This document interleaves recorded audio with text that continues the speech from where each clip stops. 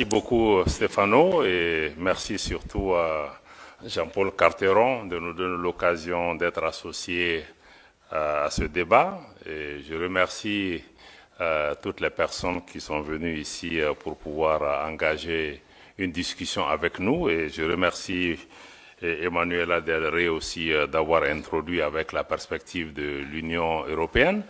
Je pense que ce qui est important pour nous, États du Sahel, avec mon collègue de l'Alliance des États du Sahel, avec mon collègue du Burkina et puis l'ambassadeur du Niger, c'est de pouvoir donner quelques clés de compréhension de ce qui se passe dans cet espace qui lui-même aujourd'hui fait l'objet d'une telle désinformation que les gens n'ont vraiment pas le temps d'essayer de comprendre ce qui est en train de se passer. On est pour, on est contre, on se prononce, on se positionne, mais je pense qu'il faut avoir les clés de lecture qui me semblent être importantes. D'abord, le premier élément, c'est d'abord sur le Sahel, parce que je vois que le titre, c'est les États du Sahel. Il faut comprendre que les États du Sahel ne sont pas que les 3 États du Sahel, ou même ceux qui étaient appelés avant le G5 Sahel, mais que le Sahel comprend du Sénégal jusqu'à la Somalie, et le Maroc, la Libye, d'autres pays font tous partie de ce Sahel où il y a un continuum humain, géographique, géopolitique, etc. Donc il faut comprendre cet élément. Maintenant, pour ce qui concerne l'Alliance des États du Sahel, il a parlé de la partie contre. La partie contre aide seulement à comprendre le contexte. Le Mali, le Burkina, le Niger sont tous des pays en transition. C'est des pays qui ont eu aussi un différend très profond avec le reste des pays de la CEDEAO pour comprendre le sens de ce qui est en train de se passer dans nos États, qui est une crise très profonde qui dépasse juste le label de coup d'État, parce que si on prend le Mali, le Burkina, aujourd'hui, ce sont des pays qui avaient perdu entre 40 et 60% de leur territoire dû à l'insécurité, au terrorisme, à l'intervention de l'OTAN en Libye qui a déstructuré et déstabilisé toute la région. Et ce matin, dans le panel sur la démocratie, on est revenu encore dessus pour dire que oui, mais tout le monde veut la démocratie, c'est une valeur universelle, mais la démocratie ne peut exister que dans un État. Et nous, on n'avait pas d'État. On est en train de construire des États. Et nos interlocuteurs sont en train de préparer des élections. Donc on ne peut pas se comprendre. Donc je pense que ça nous a amené dans un différend extrêmement profond avec le reste de la région. Et des sanctions ont été imposées à nos pays.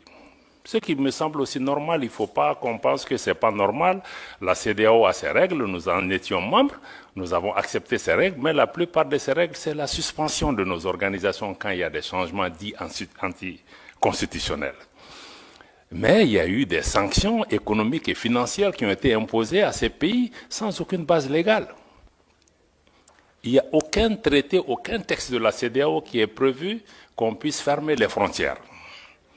Jusqu'à demain.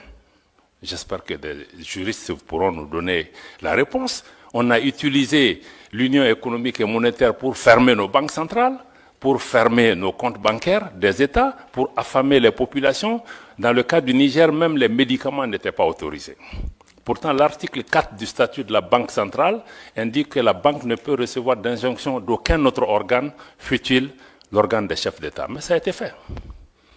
Bon, je pense que ça a été des erreurs qui ont, de mon point de vue, touché à l'ADN même de l'organisation. Parce qu'une organisation qui est faite pour intégrer, si elle commence à désintégrer, elle attaque son ADN. Et ça crée un fossé entre nous. On a essayé d'expliquer à nos amis de la CEDEAO, la suspension ne veut pas dire ostracisme et exclusion. Je suis heureux que ma sœur Barbosa est ici. Elle était ministre des Affaires étrangères de la Guinée-Bissau. La dernière discussion qu'on a eue avec la CEDEAO, c'était justement à Addis Abeba, si je ne me trompe pas, en janvier ou février 2023. On a eu un échange avec elle. Elle était présidente du Conseil des ministres de la CEDEAO. On dit, si vous ne faites pas attention avec la politique des sanctions, on va aller vers une cassure. Parce que même si on est suspendu, il y a un minimum d'engagement. On dit, il faut là que l'engagement reste sur 3 questions. 1. Si vous discutez des questions qui touchent à nos pays, appelez-nous au moins pour 15 minutes. Écoutez-nous, on quitte la salle. 2. Si vous discutez des questions de sécurité, ça ne peut pas se faire sans le Mali, sans le Burkina. À l'époque, on était trois, ministres des Affaires étrangères, le Burkina, le Mali et la Guinée à l'époque. Et le troisième élément, on a dit, s'il y a des questions humanitaires, ça ne peut pas se faire sans nous.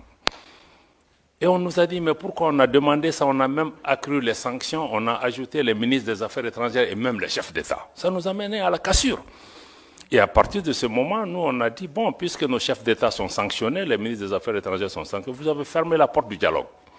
Donc, vous n'allez plus pouvoir aussi venir dans nos pays, sinon on ne peut pas aller chez vous. Je pense que ce sont ces erreurs accumulées qui nous ont amenés jusqu'à ce que, maintenant, il y a eu le coup d'État au Niger, et la CEDEAO a décidé de faire une intervention militaire. Vous savez que quand on est dans une union, ça veut dire qu'il y a même un pacte de non-agression. On ne peut pas se lever. Bon, c'est vrai, même si un chef d'État est renversé, se lever un matin pour dire qu'on va attaquer un pays, pour la CEDEAO qui, depuis 20 ans, a une force en attente qui est toujours en attente. Ça veut dire, en réalité, ce sont des acteurs extérieurs à la région qui dictent leur volonté à la CEDEAO. Je suis désolé de dire, même l'Union européenne a soutenu cette décision de la CEDEAO d'attaquer un pays souverain qui lutte depuis 10 ans contre le terrorisme. Ses frontières sont fermées. Quand vous attaquez le Niger, mais vous attaquez une armée, mais vous libérez les terroristes. Ils vont aller où? Au Mali, au Burkina, partout.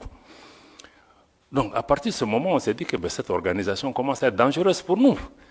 Non seulement on punit nos populations, mais le fait d'être membre peut même t'amener à ce qu'on attaque le pays. Donc, c'est là que le Mali et le Burkina ont décidé que si la CEDEAO attaque le Niger, mais nous qui considérons que nous, on est entré en guerre contre l'organisation. Et c'est à partir de cet instant que nous avons mis une alliance militaire défensive en place pour dire que bon, nous nous mettons ensemble pour faire face à une menace existentielle, mais en mettant en place une approche géopolitique de la question. Nous nous réunissons pour nous défendre d'abord.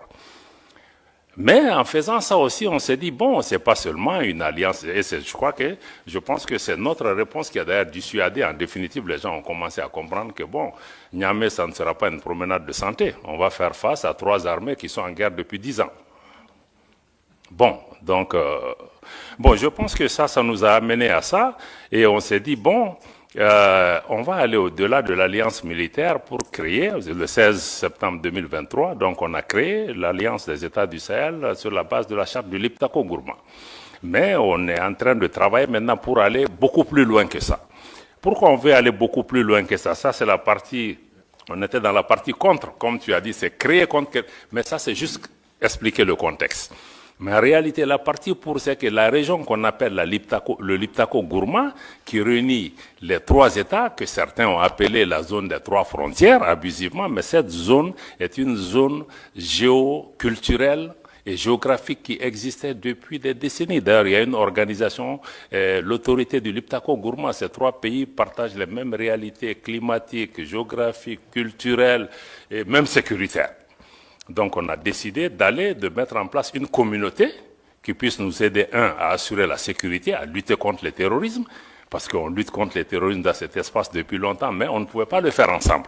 Maintenant, on va le faire ensemble. Et contre tous les autres facteurs d'insécurité, le deuxième pilier, c'est de travailler à mettre en place une intégration économique poussée, parce qu'il y avait déjà un espace économique et géoculturel qui était là pour pouvoir travailler, pour renforcer la libre circulation dans nos pays, avoir des projets intégrateurs dans le domaine de l'énergie, dans le domaine des transports, dans le domaine des infrastructures.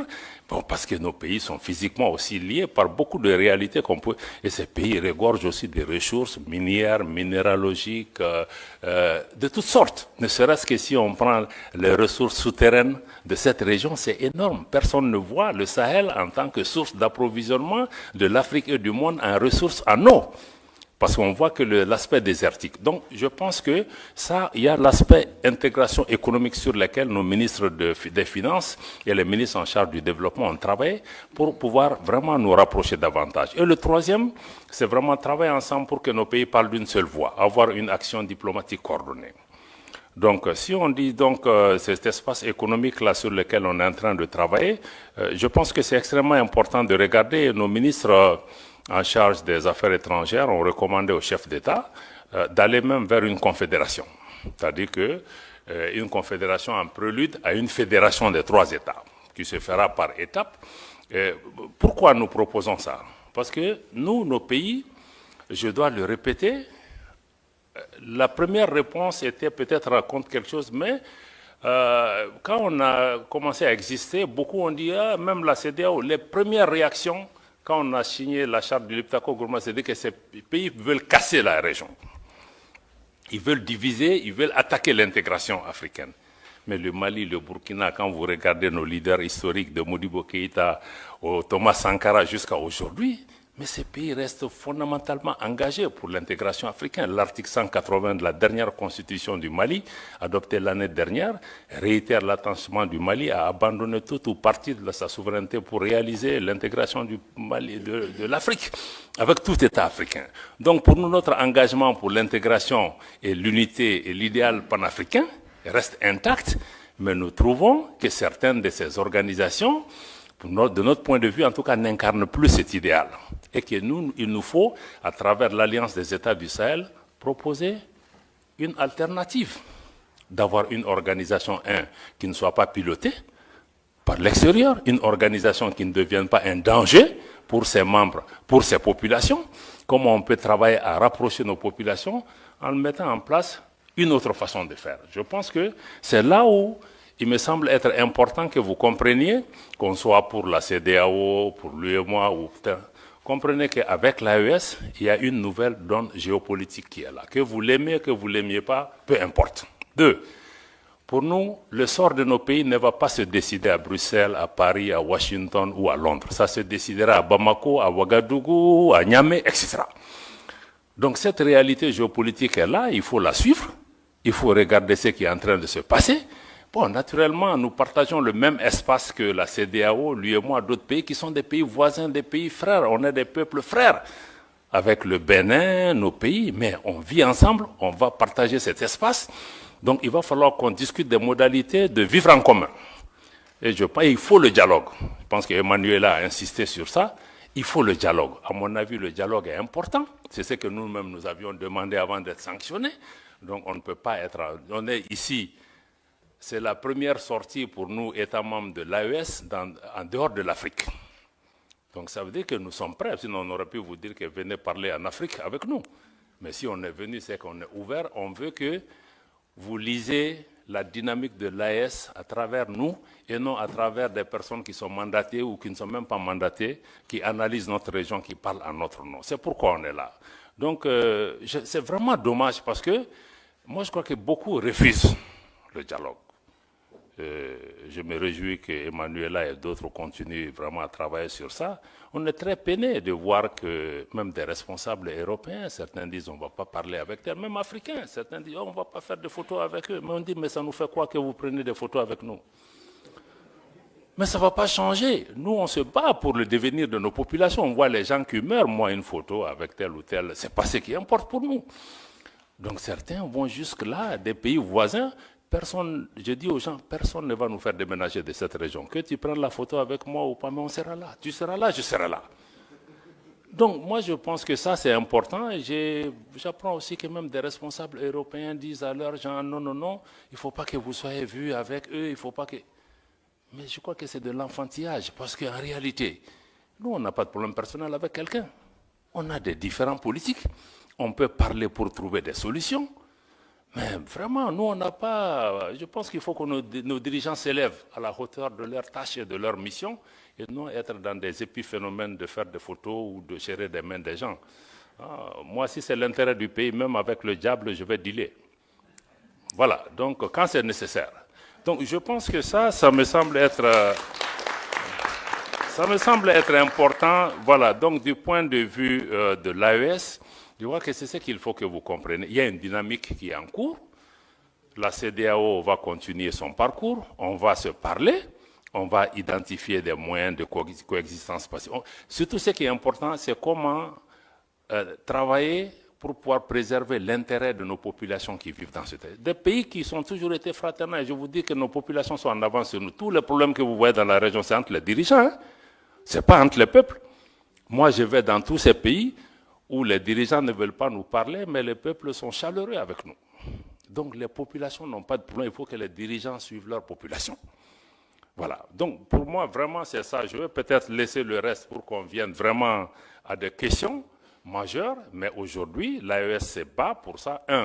Pour une gouvernance, améliorer une gouvernance qui réponde aux préoccupations de nos populations. Préoccupation numéro 1, sécuritaire.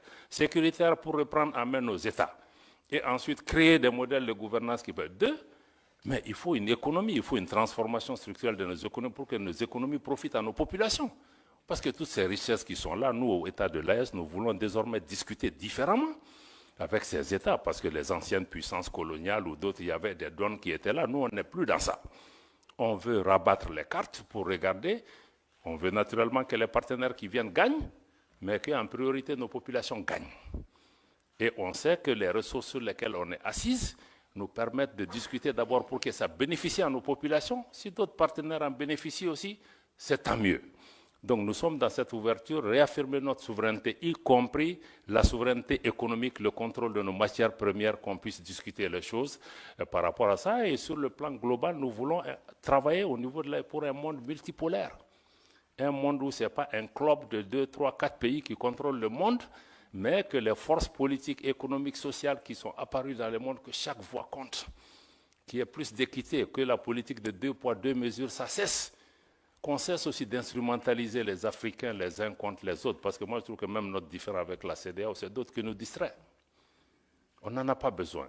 Donc je vais vraiment attendre les questions pour pouvoir vous revenir, pour dire qu'encore une fois, si l'AES a été créé dans un contexte pour réagir à quelque chose, aujourd'hui nous sommes dans une dynamique de construction d'une intégration régionale, d'une autre approche à cette intégration régionale, une intégration qui, de notre point de vue, doit être une véritable intégration des peuples et non une intégration d'État ou de chefs d'État. Voilà, c'est vraiment la dynamique que nous partageons avec le Burkina et le Niger. Et aujourd'hui, sur le plan de la sécurité, nous travaillons, il y a des résultats probants sur le terrain. Le Mali, aujourd'hui, après 10 ans de présence étrangère, a aujourd'hui le contrôle de l'ensemble de son territoire national. Et la reprise de Kidal, il y a quelques mois, est un exemple concret. Et il y a beaucoup de Kidal qui vont se passer aussi sur le terrain, dans notre espace. Nous souhaitons que vous soyez des observateurs objectifs avisés et que vous regardez comment vous engagez avec cet espace, mais avec ou sans vous, nous allons avancer. Il faut que les gens aussi comprennent ça. Si les Européens ne sont pas là, les Chinois seront là, les Russes seront là, les Australiens seront là. Donc aujourd'hui, là, on n'est marié à personne. Voilà. Je m'arrête là. Merci beaucoup.